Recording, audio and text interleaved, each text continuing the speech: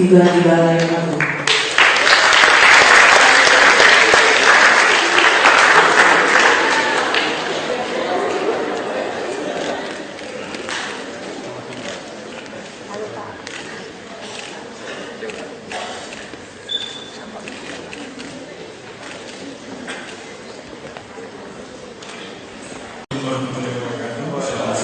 Salam sejahtera. Pertama yang saya sampaikan terima kasih sebesar kepada Bapak Gubernur,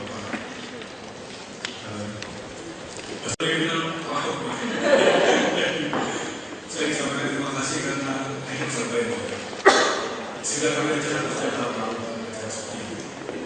Jadi dalam setahun kita mengundang pesan pembicara untuk mahasiswa.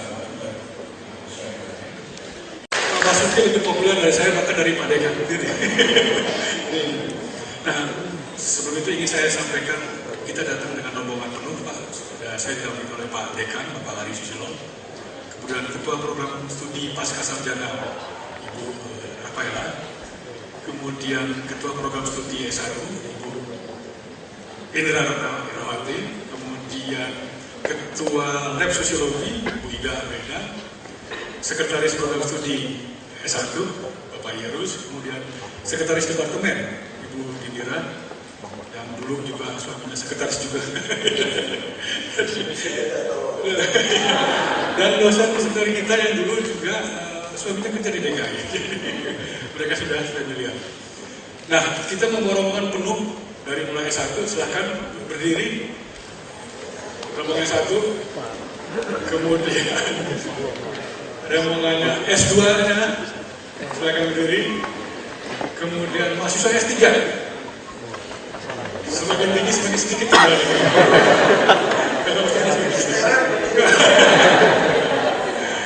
Nah, jadi ini acara yang sangat baik. Saya sampaikan kepada, kemudian ada dua kuliah terkait. Satu ada sosiologi perkotaan dan dua adalah perencanaan sosial. Tujuannya adalah kita ingin mendengar langsung permasalahan-permasalahan yang kita hadapi sebagai sosiolog dalam kaitan ini adalah perkotaan. Jadi kalau orang di Jakarta tanya siapa gubernur DKI, Pak Ali Sadikin, siapa Pak Cokro penggantinya. Jadi orang melihat tokoh, dan saya percaya Jakarta bisa dibangun oleh aktor. Sistem mengikuti belakangan gitu. Dan dalam beberapa tahun terakhir Pak Basuki telah banyak membuat proposal sehingga mereka lebih kenal Pak Basuki daripada saya. Walaupun disusupi. Jadi itu yang cerita. Karena itu saya kira akan sangat baik kita mendengar langsung cerita Pak Basuki, baik perencanaan maupun implementasi dan kesulitannya. Jadi saya tekankan ke mereka, kita tidak boleh hanya politik, kita melihat permasalahan. Saya kira tantangannya baik kita kalau bersama gubernur DKI seperti itu. Saya kira itu yang saya sampaikan. Semoga Pak Basuki ada waktu untuk ini. Terima kasih. Terima kasih. Prof. Dedi ya, saya juga provokator, ini profesi sama.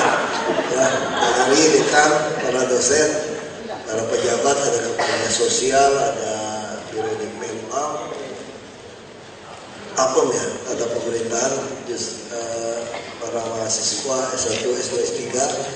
Kalau saya STLR, berdiri juga Pak. Nah, saya nggak tahu format apa yang saudara suka. Saya sudah lebih suka karena waktunya terbatas. Saudara tanya aja apa yang pengen saudara tanya sebetulnya. Daripada saya cerita ngabisin waktu, belum tentu yang saya cerita topiknya yang saudara pengen tahu. Setuju nggak format seperti itu? Kita ambil bisa 5 orang, kita ambil satu batch 5 orang. Ya dari situ saya bisa jawab. Saya kira mahasiswa pola S2, S3 lebih suka seperti ini. Ya Pak, kalau saya cerita saya mah itu aja kok. Iya, karena di Jakarta jadi gubernur itu nggak perlu pakai otak, kalau pinter. Otot aja. Jantung, otot. Tanya aja, ini saya jawab. Mungkin lebih cepat begitu. Terima kasih sudah datang. Saya mohon maaf nggak bisa ke UI. Pulangnya waktunya habis banyak. Ya, silakan ya. Baik, silakan mungkin dari angkatan atau apa? Tanya apa aja. Jadi saudara sendiri anggap aja ruang kuliah, nggak usah pikirin politik, tanya aja apa aja. Yang paling sensitif juga nggak apa-apa. Apa yang ada dalam pikiran pikiran saudara, kan ini penting untuk pembelajaran. Apa yang pikiran saudara, apa aja, tanya apa aja. Saya akan usahakan jawab supaya saudara jadi ngerti jadi dalam pembelajaran ini. Silakan. Saya Wayan.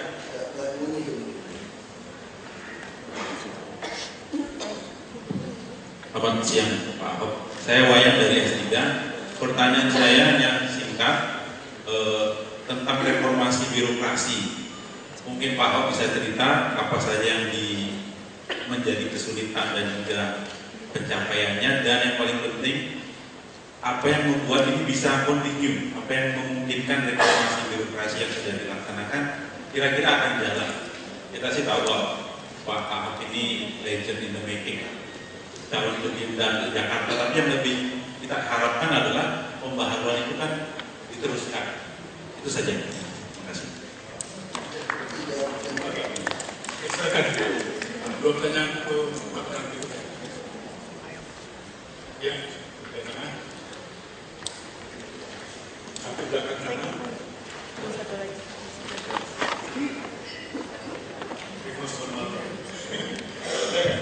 Selamat siang Pak Ahok, nama saya Sylvia dari Sosiologi 2014. Saya mau bertanya terkait dengan pembahasan sosial yang sedang hangat, yaitu lokalisasi Kalijodo.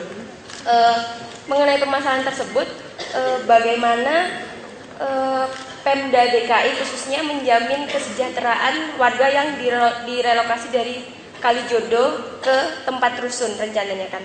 Karena pada dasarnya permasalahan di Kalijodo itu kan mereka direlokasi karena tempat itu merupakan jalur hijau, sehingga mereka harus dipindahkan seperti itu. Terima kasih.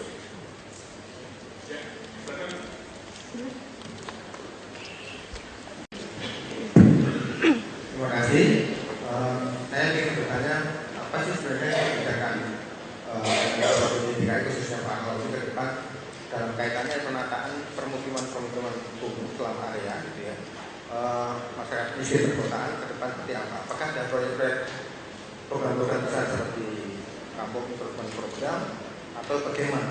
Karena yang saya lihat sekarang ini saya lihat digusur dan dirusunkan. Berarti apakah ada gagasan besar soal penataan pemukiman perkotaan khususnya yang miskin? Terima kasih.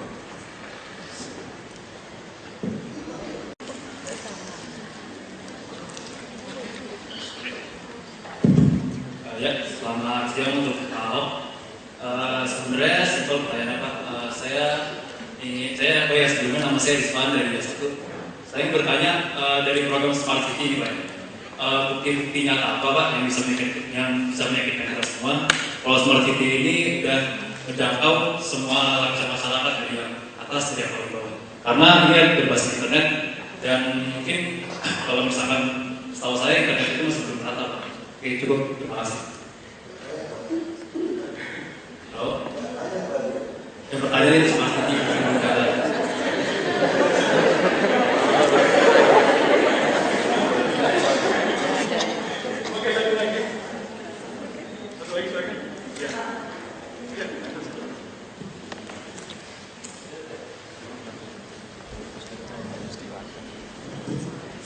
Terima kasih Pak Ahok. Nama saya Yuski Masuk S2.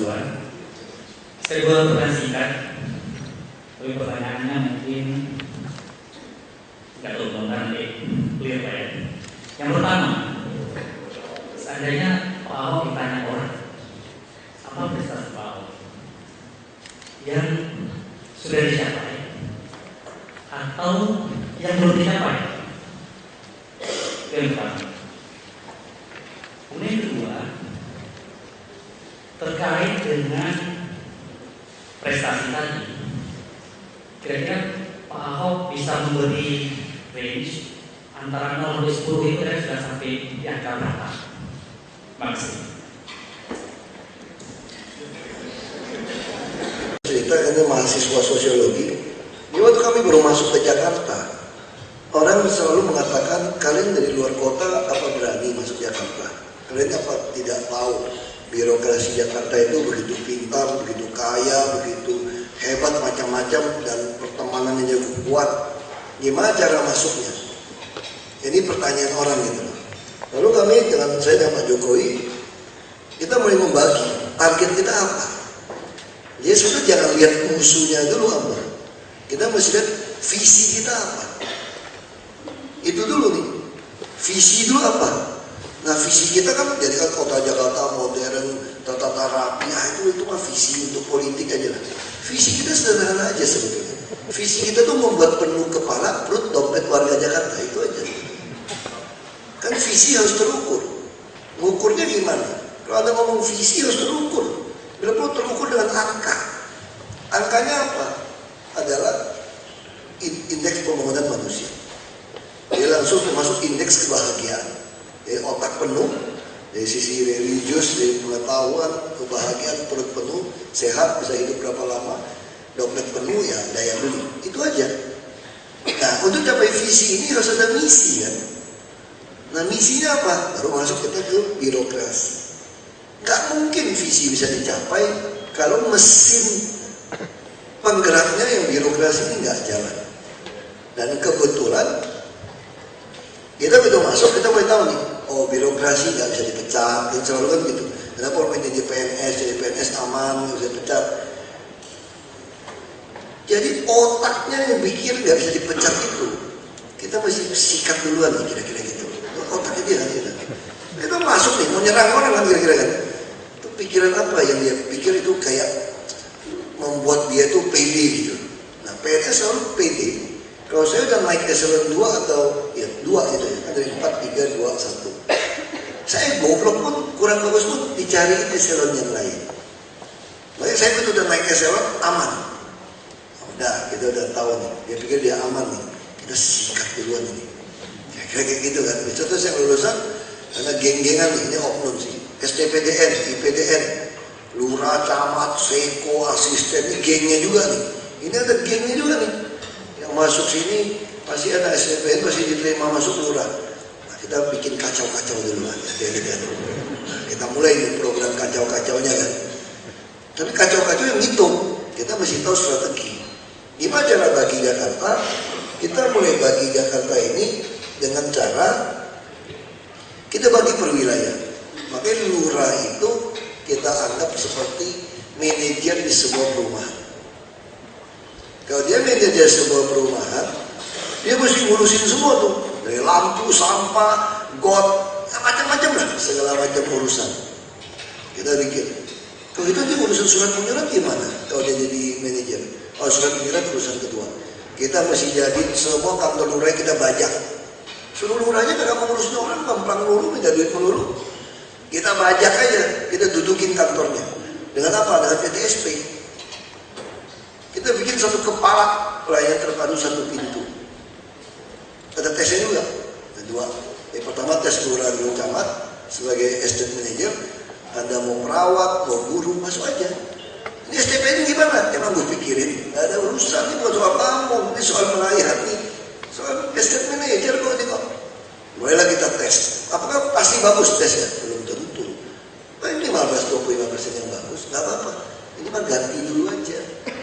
Mau cari orang bagus dia nggak bisa, udah biasa. Ya, ini 15% yang bagus, ganti aja. Wah ribut semua. Kita SDPD kok nggak dianggap lah apa. Ini kita pikirin. Kok kita juga udah kepilih kok. Kalau kita pikirin gitu ya kita cuek aja. Makanya saya masih kalian pura-pura goblok juga jadi gitu kan. Pura-pura gila. Jadi seolah-olah kita nggak jelas. Mereka selalu mengkritik kami itu seolah-olah kami bekerja dengan guidance yang nggak jelas. Sebenarnya jelas sekali kok. Saya bisa ceritain bagaimana strategi kita semua kita hitung. Mereka aja yang terlalu naif. Dia lupa, saya ini anggota DPR RI Komisi 2. Dan saya adalah tim sinkronisasi dan tim perumus undang-undang aparatur sipil negara. 5 orang yang nulis itu saya yang nulis sampai titik koma itu saya ikut beberapa profesor merumuskan. Ini undang-undang ASN saya kan cerita, kelanjutan undang-undang ASN itu. ASN sekarang aparatur sipil negara terdiri dari PNS dan P3K, pegawai pemerintah dengan perjanjian kontrak. Nah ini menarik, kita simpan. Saya tanya bagaimana kesinambungannya. Ya betul, saya masuk ke sini, saya sedang menjalankan semua substansi dari undang-undang ASN sebetulnya. Cuma orang nggak sadar. Kita melakukan fit dan seleksi promosi terbuka, lelang jabatan, wah dikritik semua pengamat itu. Dia nggak ngerti, ini ada di undang-undang ASN loh. Cuma kan belum kan belum keluar PP macam-macam. Ya kita duluin dong. Kita bilang sama Menpan, kita kerjain dulu. Orang kritik, biarin aja kritik. Kalau kata Gus Dur, kagak ngerti, biarin aja. Nah, kayak gitu. Nggak usah dengerin kok. Kita jalanin. Begitu masuk lurah, tentu nggak gampang. Kita sadar sekretaris kelurahan, bendahara, udah bisa nilep-nilep juga nih, duit. Kan bisa nilep. Terus kita panggil, dianggarin aja semua. Oh masih ngoceh-ngoceh, terus saya kunci di keuangan. Anda cuma boleh tarik 25 juta namanya, 25 juta lah saya pertama. Udah kunci, nggak boleh ada tarik kontan. Nah sekarang udah 0 rupiah. Jadi di DKI ini Anda nggak bisa tarik 1 rupiah pun. Semua harus transfer. Anda main ketahuan, bayar main juga. Dia nggak tahu ini cuma komitmen aja. Kita selalu pasang jebakan Batman. Jadi setiap yang kita lakukan lagi kita udah pasang, kita udah bayangin. Kayak main catur sudah strategi sini. Kayak main catur. Kalau mecat orang kayak main bola kaki, kayak sepak bola. Kalau sudah kayak main catur, jadi kita setiap pasang langkah, kita udah menghitung nih. Pasti dia langkahnya ini.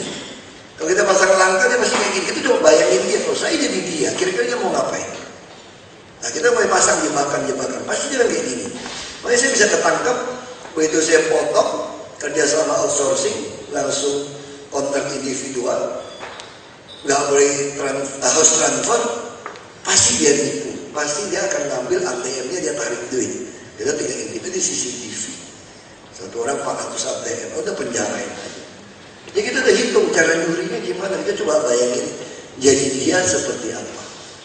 Nah ini kita lakukan di DKI, makanya PNS lalu udah masuk seperti ini. Terus saya janjikan sama mereka pertama. Ya nggak mungkin dong dipotong-potong, masa biaya hidup nggak cukup. Kalau sampai biaya hidup nggak cukup kan repot juga. Maka saya sampaikan, gaji kalian akan lebih tinggi daripada gaji swasta. Saya ngomong dulu dari awal, sebagai wagub dulu. Wah semua liatin saya, pasti tukang bohong. Biarin aja gitu loh. Biarin, tapi saya udah hitung. Dari mana duitnya? Ya kita kunci dan penghematan. Sekarang struktur APBD kita lebih bagus sekarang. Walaupun menggaji orang sekarang eselon 4 bisa bawa pulang 30 juta kalau dia kerja baik. Staf biasa bisa 12-13 juta saudara. Bandingin dengan swasta, mana ada gaji segitu. Tapi saya bilang, hati-hati ya, jangan senang dapat gaji gede. Eselon 2 tunjangan langsung 63 juta, bisa bawa pulang 70 jutaan saya kira. Itu udah kayak direktur di perusahaan swasta, bisa kalah. Mobil dapat, itu semua dikasih. Tidak tunjangan yang lain. Tapi hati-hati loh saya bilang. Sekarang kita bisa main ular tangga nih. Kalau ketemu buntutnya ular turun loh. Iya kan? Bisa naik tangga, bisa naik tergantung tangganya gimana. Kalau kamu lagi di eselon 2, kalau dia serot turun jadi staff. Selesai ya. Langsung tinggal gaji 3 juta. Ini orang nggak suka. Tapi mau nggak mau saya masih tahan. Makanya di sini nggak pakai otak, otot aja, tahan aja. Nah, hadapin aja gitu loh. Aku juga gak bodoh-bodoh amat sebetulnya, tapi otot aku lebih bagus daripada otak gitu kan. Makanya gak masuk UI soalnya, pas saya pindah masuk UI Pak. Saya pilihan pertama tuh masuk UI Pak, kedokteran. Itu pilihan pertama saya. Gak mungkin pilihannya terlalu sombong dari Belitung, kagak ikut. Saya gak tahu orang-orang itu pada ikut les di Tebet gitu, ikut yang dipikir lama. Saya gak ngerti kan. Kita Jakarta gak ngerti lagi kan. Ya udah. Pilihan keduanya ITB lagi tambah, sombong bener. Satu UI kedokteran, duanya tambah, ya gak terima lah. Udah masuk UI aja kedokteran. Kalau ditanya di kampung kuliah di mana? Kedokteran, iya, mana? UI. Ada maksudnya UI kan? Ya orang kampung gak denger mirip lah. Ya, seminggu aja kuliah, 10 hari aja. Terus saya pindah dari sana, geologi gitu. Nah saya nggak tahu, mudah-mudahan anak saya pertama bisa sukses masuk UI. Dia mau jadi kedokteran anak saya pertama. Dia lagi mau tes masuk UI. Lagi belajar terus dia. Lagi bimbingan les terus. Private. Nah, dia harus belajar sekarang. Tapi nggak ikut bimbingan, waktu nggak ada. Tapi kita minta anak-anak UI yang ngajarin, teman-teman UI. Coba diajarin. Mau jadi dokter dia bilang. Nggak tahu bisa masuk apa enggak. Karena dia waktu kuliahnya mau jadi arkeolog tadinya dia. Pikir-pikir kayaknya dokter baik, tapi itulah cerita yang begitu. Proses tidak sama. Nah waktu kita mulai tes seperti ini, tentu kita akan ganti terus pemain. bagaimana cara menilai lurah camat? Ini sistem. Tentu banyak.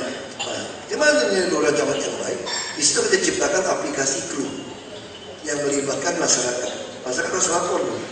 Kalau dia ngerjain merah, nanti kalau ngerjain kuning terus hijau. Kita kerja sama Google Map, kalau dulu suka bohongin saya. Ini yang mana Pak? Lokasinya mana? Kita juga amat Jakarta jadi gede. Kalau sekarang nggak bisa, itu foto langsung ada Google Map. Kamu nggak bisa alasan nggak tahu lokasi. Nah, lurah camat yang baik karirnya jelas. Saya sampaikan, kalau kamu bisa ngurus wilayah, SKPD itu, dinas itu, suku dinas itu adalah konsultan dan kontraktor Anda. Terus kerjain, panggil mereka, ada masalah panggil. Kan kontraktor, konsultan. Nah kalau seorang lurah yang baik, camat yang baik, ngurusin wilayahnya, dia gampang nggak jadi kepala dinas manapun? Gampang, karena dia nggak ngerti. Teknik nggak ngerti gimana? Oh Pak Sedar, ada Pak Sedar. Ini ada deputi. Ya. Kita seleksi. Kalau nggak sempat nggak apa-apa Pak. Kalau nggak apa-apa, kalau nggak sempat, kadang-kadang tuh biro protokol itu suka konyol teman. Undang mahasiswa pejabatnya semua dijajarin. Apa itu mau dengan kuliah? Mereka udah bosan dengerin aku ngomong. Nah jadi lurah camat yang baik pasti bisa jadi kepala dinas. Logika kan gitu kan. Nah, kita mau cari misalnya kebersihan, nomor 4A belum cukup nih, masukin dulu jadi wakil kebersihan. Nah sekarang dinas kebersihan kami itu dinas dan wakil itu adalah mantan camat. Bahkan di Sub Perhubungan dan wakil adalah mantan camat. Dulu dia juga bekas lurah. Dinas PU Tata Air mantan camat juga. Berarti kok bisa? Yang menarik, kita juga suka membagi SKPD berdasarkan rumpun. Biasanya tuh kalau kamu jadi kepala dinas perumahan dan gedung pemerintah, pasti otaknya apa? Insinyur sipil atau arsitek, insinyur lah bersih. Karena ini rumput teknis. Kita bolak hancurkan semua. Nah itu rumput-rumput. Yang kita mau tuh rumput hati, rumput empati. Rumput yang ngerti visi buat penuh kepala, perut, dompet tadi. Misalnya contoh kasus rumah susun. Rumah susun dijualin terus. Orang miskin nggak pernah dapat tuh. Dipalakin, dijualin, disewain, kita subsidi, nggak tepat. Ngomong sama orang rumput teknis, lu bangun tuh setengah mati, kagak perbaikan macam-macam. Nah ini saya coba ke Pak Sudin Utara karena banjir sosial. Ya tidak sempurna lah, saya bilang kiranya ya BBB atau C plus aja nggak apa-apa. Saya panggil dia, Ibu jadi kepala dinas gedung perumahannya. Oh saya nggak ngerti. Terus saya tanya, pernah bangun rumah nggak? Pernah. Suaminya arsitek, sipil bukan. Kok bisa bangun? Panggil kontraktor, konsultan. Sama, sini juga sama. Itu panggilnya konsultan, kontraktor. Dia kerja lelangin. Yang penting lu jangan nyolong. Sistemnya diikutin. Nah tahun ini kita bangun tambahan lagi 20.188 unit. Lebih banyak daripada insinyur yang mainin ya udah di grounded aja. Nah sama kayak perhubungan. Sekarang lebih lancar loh sebenarnya relatif. Karena ada petugas di lapangan. Dulu ngomong orang perhubungan yang dokter lah apa, aduh capek dan pintar dia ngomongnya.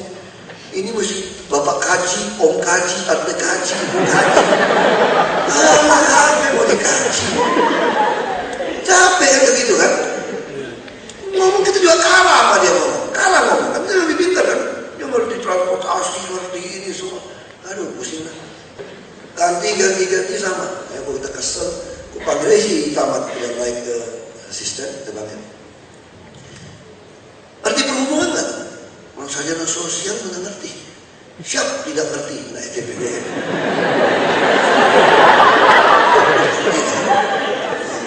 Terus tanyanya gampang. Bisa bawa mobil? Oh bisa Pak. Kalau ada S, ada silang, artinya apa? Nggak boleh berhenti Pak. Oh pintar. Tes SIM aja. Kalau ada huruf P dan garis, artinya apa? Nggak boleh parkir Pak. Pintar gitu kan. Tuh kok jadi kepala dinas perhubungan aja. Tugas kamu cuma lihat mobil angkot manapun yang berhenti di S dan P itu derek udah.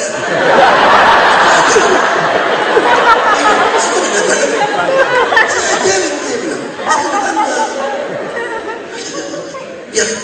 terima kasih.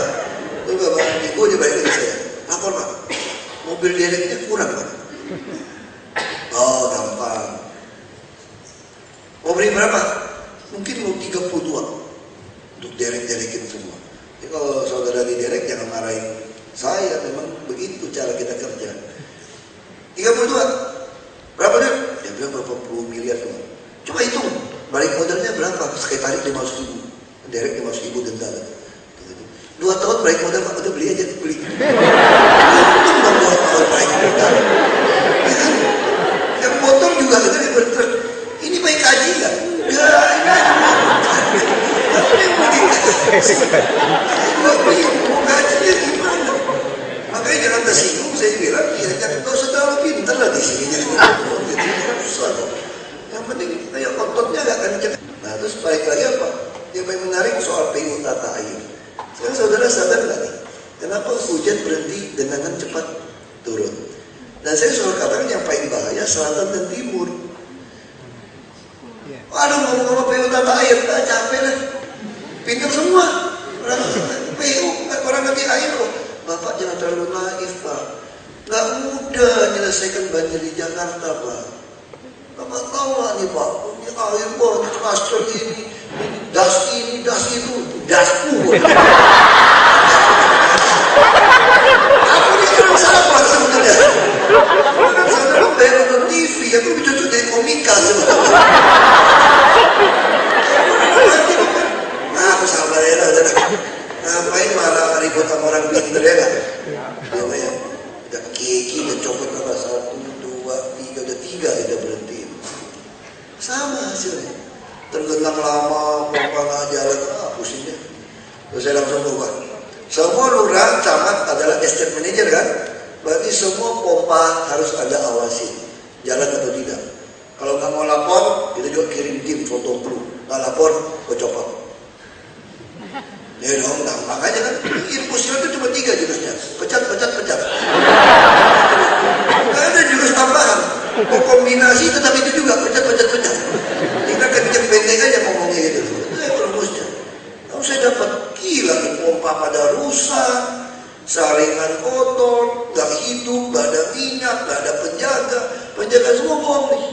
Nah, udahlah, ini baru ilmu manajemen. Kalau situasi dalam kacau balau, mesti bawa orang luar kan. Kok siapa lagi? Camat lagi, mati lagi camat. Panggilannya lucu.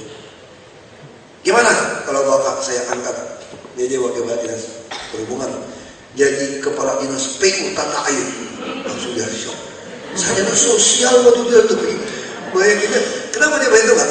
Jangan aku udah eselon 2, gara-gara dia akan jadi PU terus kagak becus dipecat turun tuh, pulang kan? Ini mah bukan naik turun nih. Kemudian dia nggak bisa terima tuh kan? Nolak juga takut. Apa nolak juga saya turunin gitu. Berarti kan kurang berani tuh kan? Jadi selalu masih berani itu saya tenang, saya ajarin dia bilang. Kamu jangan dengerin kata-kata orang PU bilangnya terlalu naik. Ini ilmu saya tentang mengatasi air. Sangat sederhana saja. Ini ilmu geologi saya dan ilmu saya nambang. Saya kasih tahu ya, ini Jakarta, tempat tinggi itu di selatan. Airnya turun dari Bogor, ada 13 sungai utama, turun ke utara, laut, fluid dekat rumah gua tuh. Ini kan nggak ilmiah nih, bahasa kampung aja nih. Kalau laut lagi pasang, tiap hari pasti pasang. Kalau paling tertinggi 2,8 meter. Kagak pasang aja tanah di puing itu semua 1,7 meter di bawah muka laut. Nah, ya kamu bisa bayangin nggak? Kalau laut lagi pasang, air lagi datang, ya udah jadi baskom, baik-baik di situ. Ya, kerendam Jakarta. Nah, ini caranya gimana? Gampang. Ini ada 13 sungai. Air sungai 13 itu dihubungkan 1086 atau 85 penghubung. Beberapa jadi tutup, atau 85 atau 86. Dan sekarang udah diuruk jadi toko, jadi rumah, jadi bengkel. Memang musim hujan yang dilewati.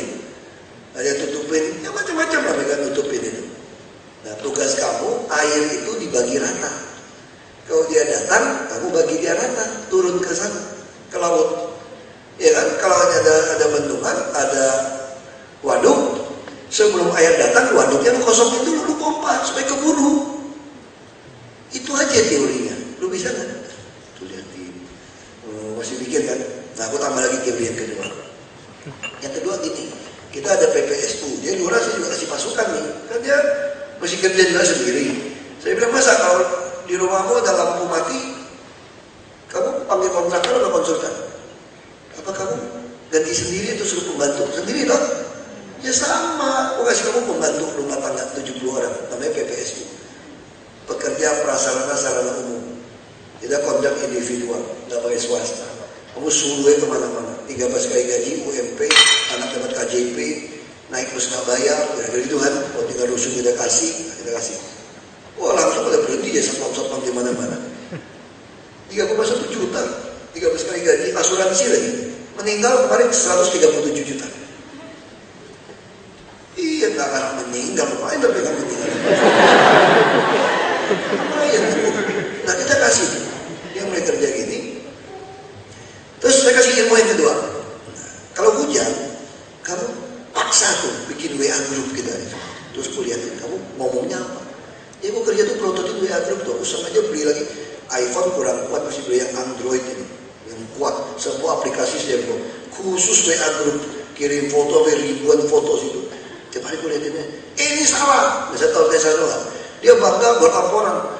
Ini rumput di tepi sungai sudah saya rapiin, digundulin, kurang ajar salah tuh. Digundulin, itu dikasih, harus kita tahu ini salah. Di tepi jalan juga dia gundulin salah, dia kasih tahu. Nah kan dia semua dengar kan. Jadi urusan ini kita mesti urusin, ini soal seni ini, seni memarahi. Kita nggak pernah kasih nasihat atau petunjuk marah, marah aja gitu. Bagi mereka tuh saya marah melulu dia kira, nonton TV melulu mereka. Nah jadi apa yang terjadi? Saya kasih terjadi. Kalau mata airnya mampet, nggak turun, artinya apa? Artinya yang tersumbat. Tadi laporan saya. Matraman, Cawang kerendam, Cengkareng kerendam juga. Kok bisa kerendam? Airnya kagak mau lewat. Sungainya di seberang jalan. Oh itu mah gampang. Dia bilang, gimana Pak? Itu jalan mesti dibobok. Ya kirim eskavator, boboknya tengah malam. Orang Jakarta juga nggak tahu bobok tengah malam. Lu boboknya situ, paling 2 hari. Terus apa beli bok karpet? Yang kotak itu udah masukin ke e-katalog RKPP. Nah, saya juga ke e-katalog. Jadi saya udah hitung. E-katalog RKPP masukin, dia tinggal bayar. Dia tinggal beli, taruh, tutup pakai plat baja. Mobil lewat. Itu bayarnya kasus Matraman, kasusnya beda. Saya kira 2 hari 3 hari selesai. Gimana? Seminggu selesai Pak. Nggak tahu ya saluran di Jakarta macam-macam. Pipa, FO, nggak bisa digunting nih listrik. Bingung nih. Karena nggak ada peta, semua seenaknya kan Jakarta ini seenaknya nih. Terus dia tanya, gimana Pak? Terus apa enggak? Ya terusin aja. Jadi lambat ya Pak, bisa 10 hari. Yang kita pikirin. Tapi TV udah datang bilangin Jakarta macet gara-gara gali gitu lah. Orang Jakarta mantan juga lupa. Juga lupa, gali aja. Nggak usah ada stres gitu loh. Nah sekarang lumayan Pak. Ini PO-nya ini oke loh. Dulu kalau hujan, genangan bisa ratusan. Sekarang hanya 15. Itu mencepat karena semuanya menghubung. Semua nyambung nih. Nah tinggal kalau lagi rob, hujan terus menerus, tenggelam Jakarta pasti.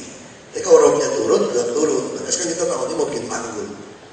Kita mau siapin tanggul 3,8 meter. Nah dulu bicara tanggul pun sama pusat berantem lagi nih sama orang. Pusat mau bantu nih. Orang Jakarta tuh nggak suka terima duit pusat. Mungkin nggak bisa minta komisi kali ke pusat cuma dapat barang. Kalau saya mah peduli amat, mau kasih mah terima dong, kasih mah enak ya, kasih aja sini. Berdebat, ini lebar tanggul mau 5 meter, apa 15, apa 20? Mau menjauh ke laut atau menjauh ke dalam? 3 tahun nggak selesai putusin itu. Karena terlalu pintar kan? Wah ini kecil lebih kurang apa? Coba kalau Pak PU yang sarjana sosial nggak ngerti PU ya kan? Nah jadi sama dia, pokoknya lu terima aja. Kalau tinggi air 2,8, lu terima 3,8, 1 meter serap. Terus lebarnya 5 meter nanggung, lu bilang aja 15 atau 20 meter bikin jalan sekalian. Ya tau? Menjorok keluar ke pantai, lu tarik ke dalam.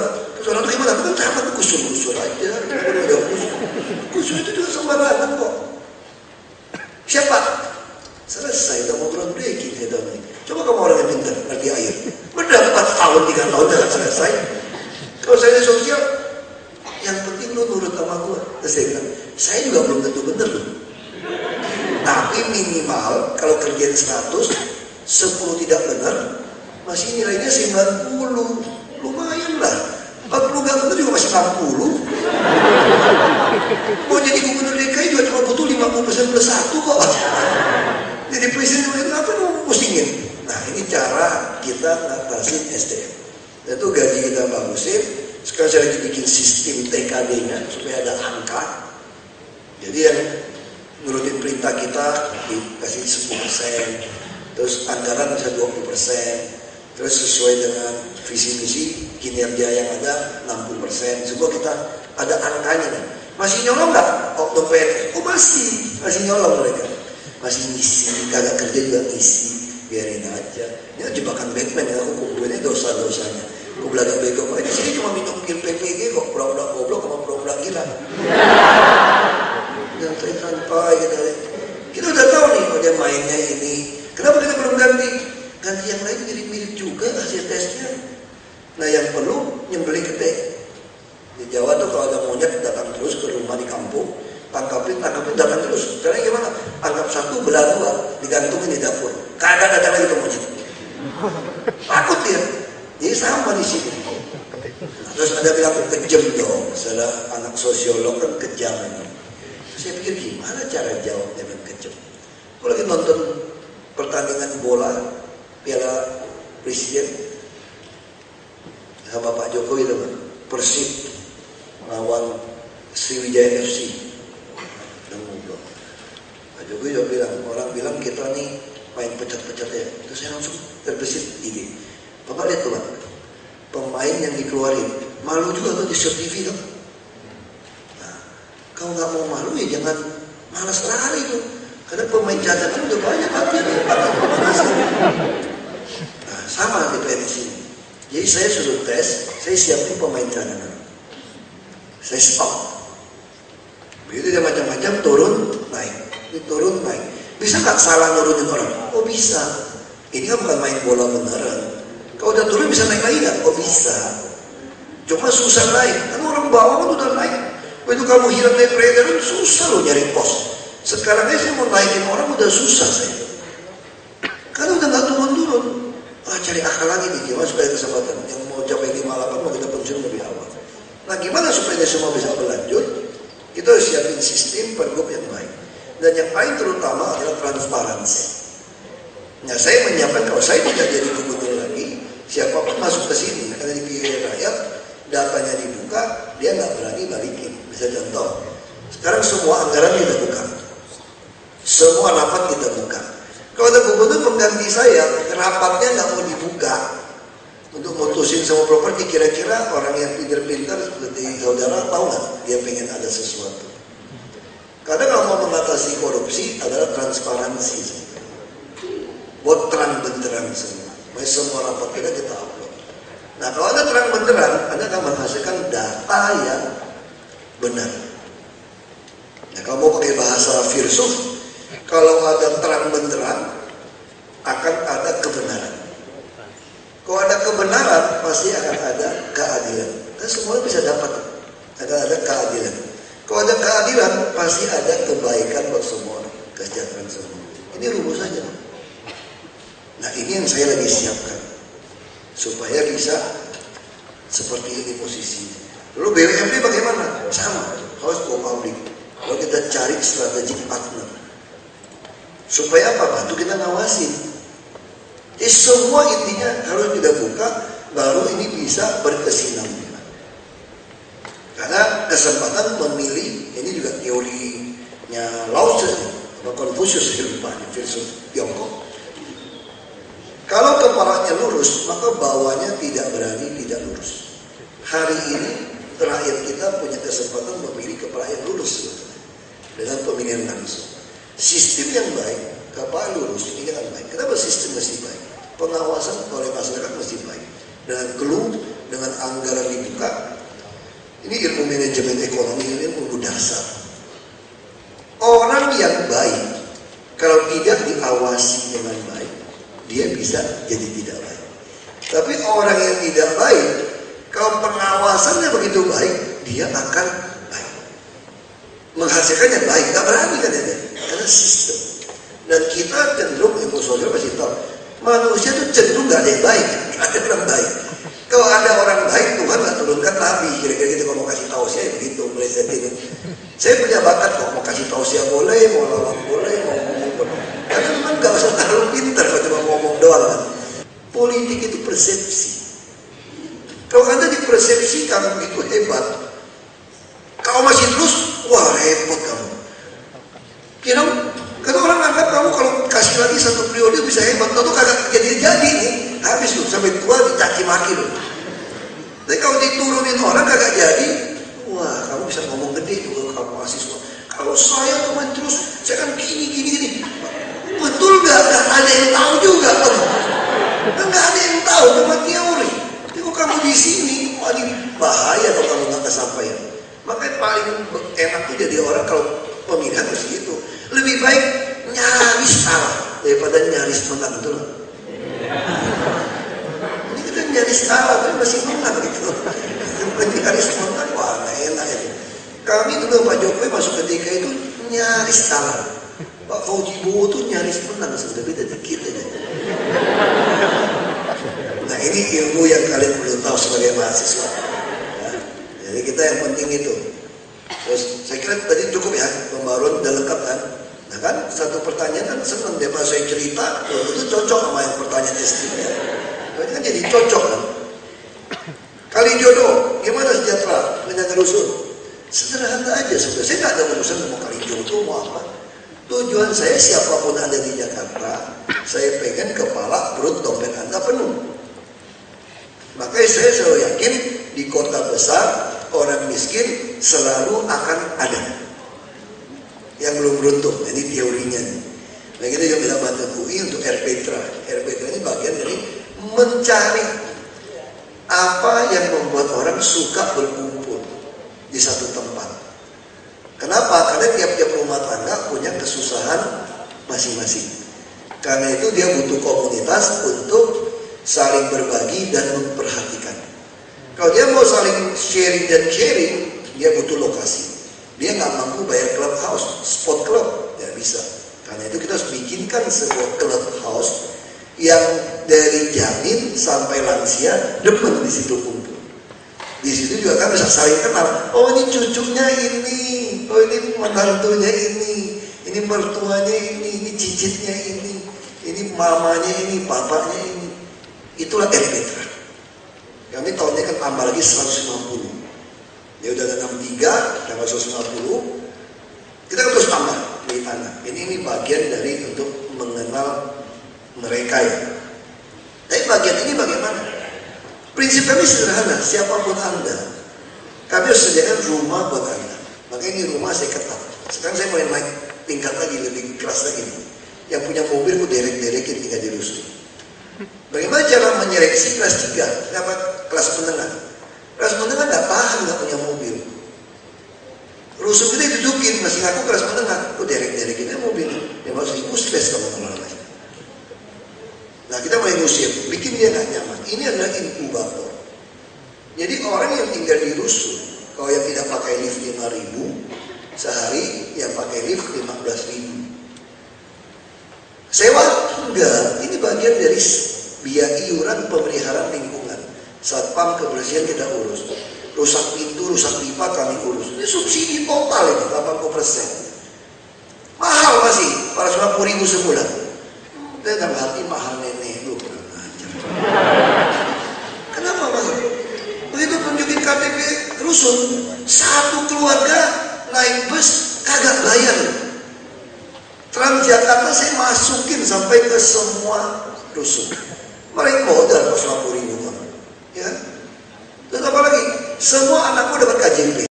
Kalau swasta SMA dapat 8.000 sebulan. Lebih untung kamu kurang kasih.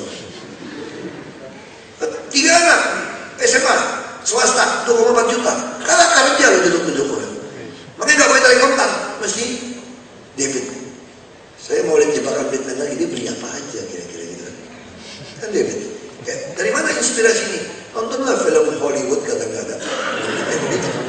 nyari orang kan lihat pakai kartu kredit kan, wah dilacak kemana.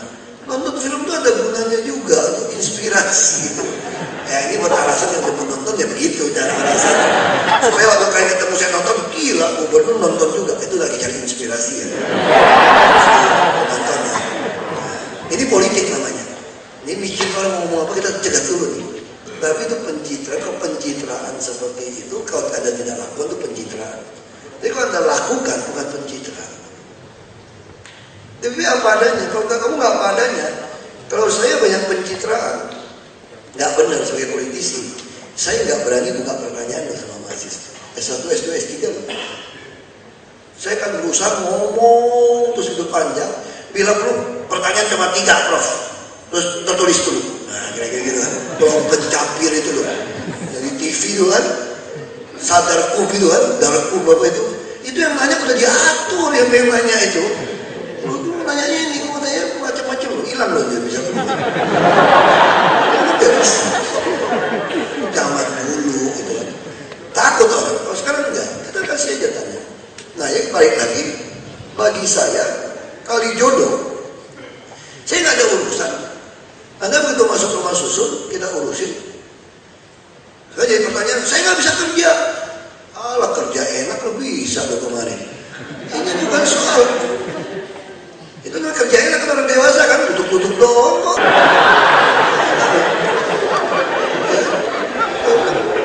Enak loh. Kita tangkap kasus Muara Baru, ini kasus sosial.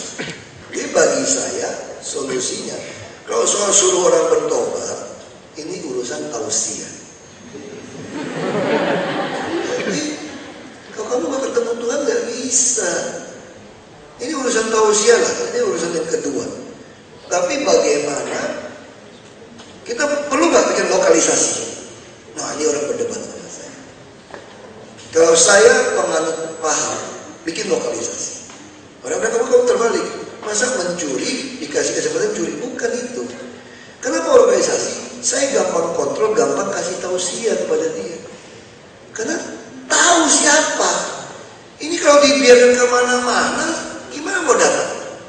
Orang pakai salib sedikit cewek, kamu gak berani tuduh saya PS, kalau gue salib loh, salib nih. Gereja deh, pengen lebih takut lagi kita. Gimana ngomonginnya? Gimana mau nuduh orang pakai kerudung macam-macam? Coba ada berapa daerah. Kalau mau nyaru ya tutup dong. Pakai salib pakai apa? Nah ini jadi masalah. Bagi saya, prostitusi gak mungkin Anda tutup. Saya mau ketemu Bupati Tangerang, dia juga mau babat itu Dadap. Dadap tiba-tiba nambah 300-an prostitusi. Setelah Doli ditutup. Dia beli tiket langsung datang, waktu dulu ke Dadap. Bulan Mei mau dibongkar. Sekarang di kuburan apa? Lembah Kuning atau Surabaya itu masih ada pesta. Masih dekat dengan Doli. Masih kok. Kemarin baru teman saya ngomong sama saya. Gue kesana nih, bukan main cewek, bukan teman saya, dia orang baik. Dia kesana nih, ke kuburan, lu mau ikut gak? Kenapa? Itu banyak sekali pesta, kasihan. Kita coba mungkin ya salaman, kasih 2.000, coba bilangin supaya bertobat gitu kan. Dia ngomong sama saya gitu. Sampai sekarang Surabaya coba datang ke kuburan Tionghoa itu yang besar, Lembah Kuning, itu masih terjadi. Ini fakta yang terjadi. Apakah di hotel mewah yang ada kasus artis-artis ada nggak peraturan? Ada. Nah bagi saya lebih baik terkontrol. Ini ibarat ini katanya Prof. Salito, beliau ngajarin dengan demo. Kotoran manusia kalau berceceran di mana-mana, jorok bau kan. Jadi kalau taruh di toilet, lama kamu di toilet, padahal lagi chatting di toilet itu nggak berasa, dia kering di pantat. Agak ngirim gitu kan, masih pengalaman, aku tahu lah, aku juga pernah muda kan. Jadi ya itu masalah kita. Nah bagi saya kali jodoh ini urusan jalur hijau. Makanya bagi saya koperasi itu kan dia lebih jaga penyakit. Sekarang yang kena ini kelas bawah nih. Nah kali jodoh, bagaimana kalau mereka dikeluarkan? Oh gampang, kasih rumah susun. Anda mau kerja baik, kita butuh kerja banyak, mau boleh sopir bus. Saya bisa pertama pindah orang Muara Baru, yang kayak Romo tadi ya, pindah ke Muara Baru, dari Muara Baru pindah ke Marunda. Oh mau kerja Pak, ya, oke kerja. Saya kontak PT KBN, kita punya saham 50%. Tolong ya, terima kerjanya orang, berapa ratus orang, kita angkutin. Siapa kerja? Malasnya minta ampun. Waktu itu gaji sehari 75.000, potong pajak 67 ribuan lah. Nggak mau, malas-malasnya. Kenapa? Karena selama ini biasa dapat 100.000, cuma 3 jam bisa merokok, di pabrik nggak bisa merokok. Kalau di jalan gampang kan, di jalan, break, maju, top. Duit. Itu kan parkir liar, itu kan Pak Oga, 100.000 mah gampang 3 jam di Jakarta. Dia mau nggak kerja di pabrik? Jam 7, jam 8 sampai jam 3, jam 4. Nggak mau. Kita paksa, nggak mau udah, biarin. Kita usir. Lo kok nggak makan gimana? Aku udah ciptain lagi. Ini kepada sosial. Saya pernah ngomong kan Pak? Saya udah ngitung-ngitung gini nih. Kalau 100.000 orang saya tanggung makan, 20.000 lah udah bayar. 100.000 kan? Berarti sehari 2 miliar kan? Buat makan doang. 2 miliar sehari. Kali lah. Sebulan 30 kan? 60 miliar. Setahun 720 miliar. Gak apa-apa. Saya kasih dia 720 miliar. Siapa yang bilang kagak makan, gua mau makan apa? Kan cara kita kata kalau digusur kan, kamu gusur-gusur, saya mau kerja apa? Mau makan apa? Lo kerja ini gak mau? Gak usah kerja. Jakarta ini top, lo gak usah kerja. Gak usah kerja. Lo masuk ke panti kita, kok tanggung kamu makan, tapi gak boleh keluar ya, gua kurung lo. Kamu gak mau kerja lo? Gak berapa ribu, kasih aja. Wah kaget, gimana ngitungnya? Tenang, coba lihat kalau lagi bulan suci Ramadan, Istiqlal, dia masak nasi berapa? 30.000? Kagak. 2.000, 3.000 orang dia siapin makan. Habis nggak? Yang makan juga orang-orang profesional. Di Bantar Gebang, tempat buang sampah, kita bikin masak dapur umum. Apa orang miskin tentang masak terus makan? Enggak juga. Di Jakarta mah nggak ada orang miskin untuk makan. Untuk kaya raya ada. Pengemis ditangkap 30 juta lah. Pura-pura aja tidur di. Nah saya bilang udah balikin. Masih balik lagi bikin pernyataan. Lu balik lagi ke penjara. Agak takut kata mereka. Yang udah. Saya pidanain. Oh aku kejam. Kamu lebih kejam pura-pura miskin. Saya nggak kejam. Kamu lebih kejam. Lu kejam pada dirimu dan keluargamu dan orang lain. Termasuk Tuhan deh. Pura-pura miskin kan? Saya kan enggak. Saya bilang tidak pada adanya. Nah kita lagi mau bangun di Cianjur 100 hektar. Jadi orang yang nggak mau kerja masuk ke situ panti, pantinya nggak bagus. Oke, nggak bagus ya. Udah bikinin yang villa biar keren kayak jalan-jalan lo di Cianjur. Tinggal situ aja lo kagak keluar situ masak situ. Kok tanggung makan? Cuma 720 miliar kalau 100.000 orang. Mana kalau 100.000 orang makan? Nggak ada kok. Ada juga masih di bawah 1 T. Kita beli UPS 1,2 T kemarin. Masih lebih murah kan? UPS 1,2 T kita harus beli ya kan? Tiap tahun. Dia masih murah. Nah ini kira-kira. Jadi gak ada alasan. Anaknya gak sekolah. Kita kasih KJP full. Nah sekarang tahun ini yang bisa masuk ke perguruan tinggi negeri. Gak usah mengira berat saya jangan dapat. Nah, di seluruh Indonesia lah. Saya udah hampir dapat S3 dari UI lah. Udah tes lulus, tes semua, datang ke Salemba, Ibu Valina,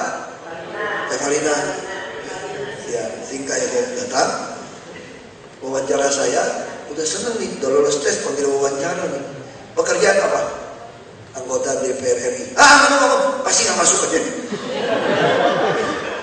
Ya, udah semangat mau beli S3 ilmu politik. Ya udah. Kalau enggak saya serius Bu, saya bisa Bu. Udah kalau serius ikut S2 dulu. Kan lumayan dapat 2 gelar. Nanti kalau S2 langsung sambung S3. Dalam hati saya benar juga. Terus kalau yang PTN yang lain enak tuh dosennya bisa datang katanya. Gak usah terlalu repot. Tapi kan aku kan dong lebih gaya.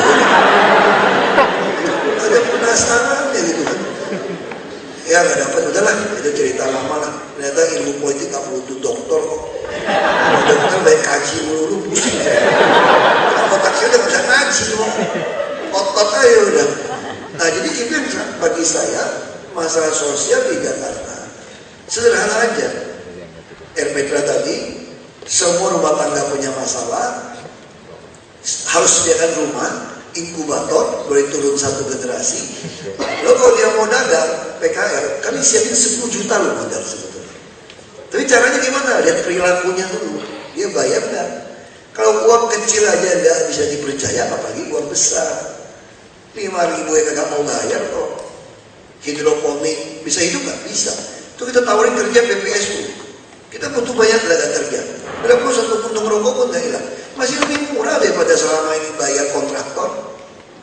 Suruh kerja aja semua. Mau bawa sopir bus, apa 24 jam bus. Nggak mau mereka. Nah jadi saya nggak khawatir. Tapi orang-orang ini masih ribut karena dia kan penghasilannya enak. Cuma jadi tukang palak kayak dapat 100.000, 1 juta ya itu ya. Nah saya nggak pernah khawatir. Belum ada yang kedengeran Jakarta kelaparan kok Pak. Belum ada kok. Mau aja sama kita. Saya kasih. Apalagi Kemensos mau kasih 5 juta kan ya. Yang kayak idolnya. Mau kasih ya kasih aja. Lo bantuin gue gitu. Saya sih nggak mau kasih. Tapi saya nggak mau kasih duit. Ini melunjak mau kasih duit. Nggak ada kasih duit. Tapi anaknya sekolah kita beresin. Lalu kita pindah kita atur. Ini nggak perlu beli baju lebih keren daripada kita. Jadi kalau nggak keren susah jualan dong. Jadi bagus.